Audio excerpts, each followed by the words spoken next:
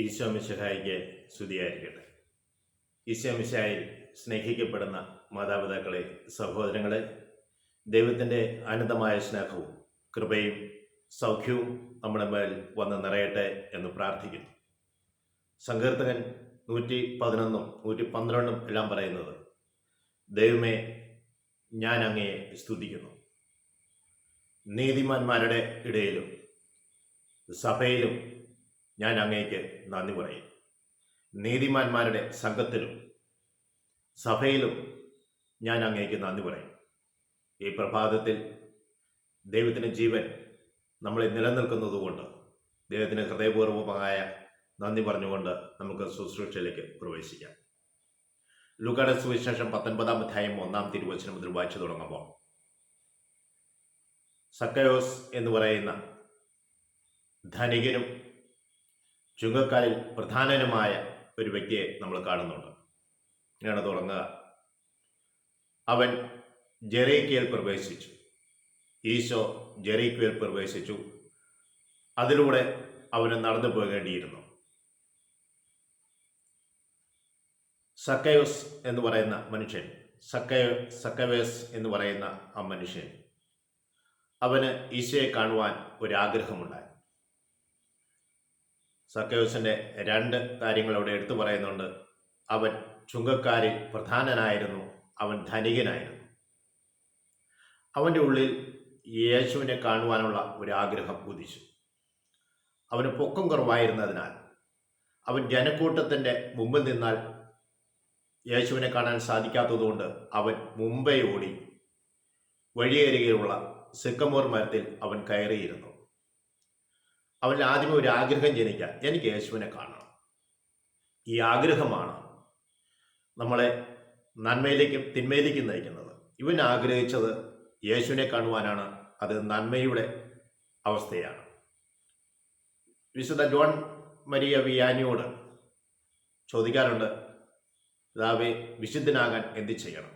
അദ്ദേഹം പറയും, ആഗ്രഹിക്കുക. വീണ്ടും ചോദിക്കും, ആഗ്രഹിച്ചാൽ മാത്രം മതിയോ? അപ്പോൾ പറയും, തീവ്രമായി ആഗ്രഹിക്കുക. വീണ്ടും ചോദിച്ചു, പിതാവേ, വിശുദ്ധനാൻ എന്ത് ചെയ്യണം? ആഗ്രഹിക്കുക. ആഗ്രഹമുണ്ടാകണം, തീവ്രമായ ഒരു ആഗ്രഹമുണ്ടാകണം. പിന്നെ അത് കിട്ടിയേ അടങ്ങുമോ എന്നുള്ളതല്ല, നീ ആഗ്രഹിച്ചാൽ മതി, നീ അവസരം ചെന്നുപെടും. അതുകൊണ്ടാണ് ഈ സക്കയോസിന്റെ ജീവിതത്തിൽ നമ്മൾ കാണുക, അവൻ യേശു ആരെന്ന് കാണുവാൻ അവൻ ആഗ്രഹിച്ചു. ഈ ആഗ്രഹം തീവ്രമായ ഒരു ആഗ്രഹത്തിലേക്ക് അവനെ നയിച്ചു. കാരണം അവനെ എങ്ങനെയെങ്കിലും ഈശോയെ കണ്ടേ മതിയാവും. അതുകൊണ്ട് അവൻ്റെ കുറവിനെ അവഗണിച്ചുകൊണ്ട് പൊക്കം കൂടിയ മരത്തിലേക്ക് അവൻ കയറുകയാണ്. റോമക്കാർക്ക് വേണ്ടി കരമ്പിരിക്കുന്നവനാണ്. റോമക്കാരുടെ സൈന്യത്തിൽ പൊക്കം കുറഞ്ഞവരെ എടുക്കുക അത്ര എളുപ്പമല്ല. പിന്നെ എന്തുകൊണ്ടാണ് ഇവന് പൊക്കം കുറഞ്ഞു പോയത്? ഒരു ആന്തരികമായ മേഖലയിലേക്ക് തിരിയുമ്പോൾ ഇവനോട് ആജ്ഞാപിക്കുന്നതിൽ കൂടുതൽ ഇവൻ കരം പിരിച്ചിരുന്നു. ആജ്ഞാപിക്കുന്നതിൽ കൂടുതലാണ് ഇവൻ കരം പിരിച്ചിരുന്നത്. ആ ജനത്തിന് മുമ്പിൽ സൗഹൃദത്തോടെ സ്നേഹത്തോടെ നോക്കാൻ അവന് സാധിക്കുകയില്ല. അവൻ്റെ ഉള്ള് ജനത്തിന് മുമ്പിൽ കുനിയുകയാണ്. മനസ്സ് അവൻ്റെ അസ്വസ്ഥമാകുന്നത് കൊണ്ട് അവൻ്റെ ശരീരാവസ്ഥയിലും അവന് മുന്നോട്ട് കുനിഞ്ഞു പോവുകയാണ്, പൊക്കം കുറഞ്ഞു പോവുകയാണ്. കൂനിയായ ഒരു സ്ത്രീയെ നമ്മൾ കാണുന്നുണ്ട്. പ്രിയ സഹോദരങ്ങളെ, ആ കുനിയായ സ്ത്രീയെല്ലാം യേശു അവളിൽ നിന്ന് അശുദ്ധാത്മാവിനെ പുറത്താക്കി അവൾ നിവർന്നു നിന്നു. ഇവൻ്റെ ജീവിതത്തിലും പാപത്തെക്കുറിച്ചുള്ള ചിന്തയൊന്നും ഇവനില്ല. എങ്ങനെയും പണം ഉണ്ടാക്കണം, ആരെ തട്ടിച്ചായാലും വേണ്ടിയില്ല, എൻ്റെ ജീവിതം സ്വസ്ഥമാകണം, എനിക്ക് സമ്പന്നനാകണമെന്നൊരു ചിന്തയാണ്. എന്നാൽ യേശു അവൻ്റെ ഹൃദയത്തിന് മാറ്റം വരുത്തുവാൻ വേണ്ടി ശ്രമിക്കുകയാണ്. സാന്നിധ്യം, അതായത് പ്രകാശമായവൻ, അവൻ ജെറീക്കയിലേക്ക് കാലുകുത്തിയപ്പോൾ ആ നഗരവീഥിയുടെ കടന്നു പോകുന്നു എന്നറിഞ്ഞ് അവൻ ഈശോ പോകുന്ന വഴിയരിയിലുള്ള സിക്കമോർ മരത്തിൻ്റെ മുകളിലേക്ക് കയറിയിരുന്നു. എങ്ങനെയും കണ്ടേ മതിയാവും. ഈശോ നടന്ന് സിക്കമോർ മരത്തിൻ്റെ അടുത്തെത്തിയപ്പോൾ മുകളിലേക്ക് നോക്കി പറഞ്ഞു, സക്കയോസ്, വേഗം ഇറങ്ങി വരിക. സക്കയോസ്, വേഗം ഇറങ്ങി വരിക. അവൻ വേഗം ഇറങ്ങി വന്നു. അവനോട് പറഞ്ഞു, എനിക്ക് ഇന്ന് നിന്റെ ഭവനത്തിൽ വസിക്കേണ്ടിയിരിക്കുന്നു.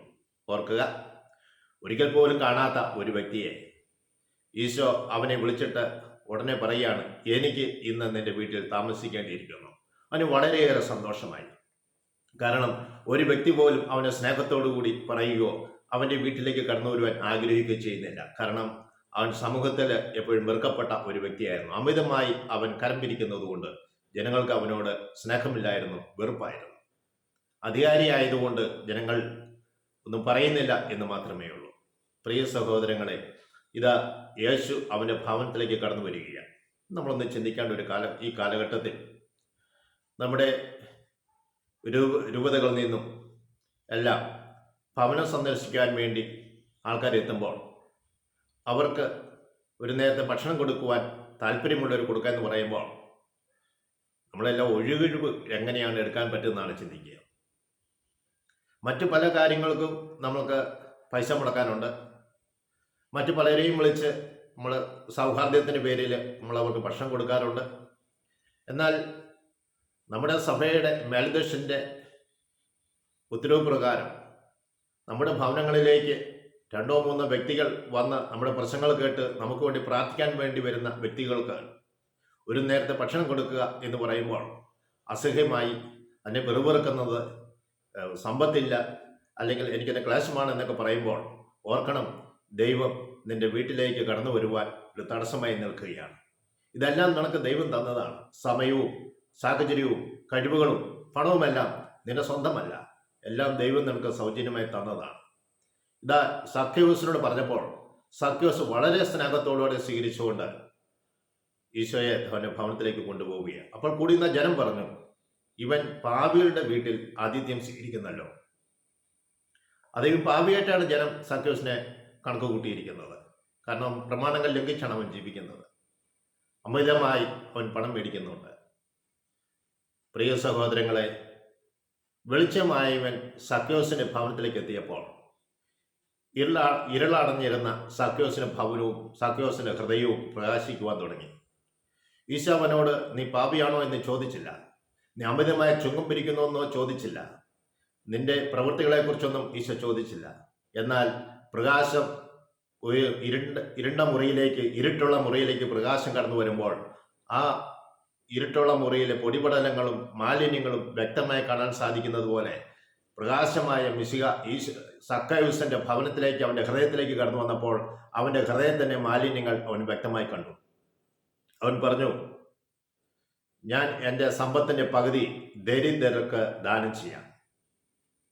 വീണ്ടും പറയുകയാണ്, ഞാൻ വഞ്ചിച്ചെടുത്തതിൻ്റെ 4 ഇരട്ടി ഞാൻ തിരിച്ചു കൊടുക്കാം. ഈശോ അവനോട് ഇതൊന്നും ചോദിച്ചില്ല.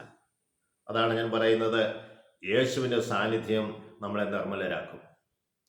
യേശു നമ്മളുടെ ഹൃദയത്തിലേക്ക് കടന്നു വരുമ്പോൾ ഹൃദയ അവസ്ഥകളെല്ലാം അവൻ മനസ്സിലാക്കുന്നുണ്ട്. വേറെ ആരും കാണുന്നില്ലെങ്കിലും യേശു നിന്റെ ഹൃദയ വ്യഥകളും നിന്റെ ഹൃദയത്തിൻ്റെ ഭാരങ്ങളും നിന്റെ ഹൃദയത്തിൻ്റെ ചിന്താഗതികളുമെല്ലാം അവിടുന്ന് വ്യക്തമായി മനസ്സിലാക്കുന്നുണ്ട്. പ്രിയ സഹോദരങ്ങളെ, സഖ്യവസിനോട് ഈശോ പറയുന്നുണ്ട്, ഇന്ന് നിന്റെ ഈ ഭവനം രക്ഷ പ്രാപിച്ചിരിക്കുന്നു. അതിൽ നിന്റെ ജീവിതത്തിൽ മാറ്റം വരുത്തുവാൻ നീ തയ്യാറാകുമ്പോൾ തന്നെ ദൈവം നിന്റെ ഹൃദയത്തിൽ വസിക്കുകയാണ്. ഇന്ന് ഈ ഭവനത്തിന് രക്ഷ കൈവന്നിരിക്കുന്നു. തുടർന്ന് പറയുന്നുണ്ട്, ഇവനും അബ്രാഹത്തിന്റെ സന്തതിയാണ്. അബ്രാഹം എന്ന് പറയുന്നത് വിശ്വാസം മൂലം നീതീകരിക്കപ്പെട്ട വ്യക്തിയാണ്. ദൈവം വിളിച്ച് വേർതിരിച്ചവനാണ്. ദൈവത്തിന്റെ വാക്ക് കേട്ട് ജീവിച്ചവനാണ്. ദൈവത്തിന്റെ വാഗ്ദാനത്തിനായി കാത്തിരുന്നവനാണ്. ദൈവം തന്ന സ്വന്തം പുത്രനെ പോലും ദൈവത്തിന് വേണ്ടി ബലിയർപ്പിക്കാൻ വേണ്ടി തയ്യാറായവനാണ്. അത് വിശ്വാസം മൂലമാണ് അവൻ ജനതകളുടെ പിതാവായി മാറിയത്. Praise Lord.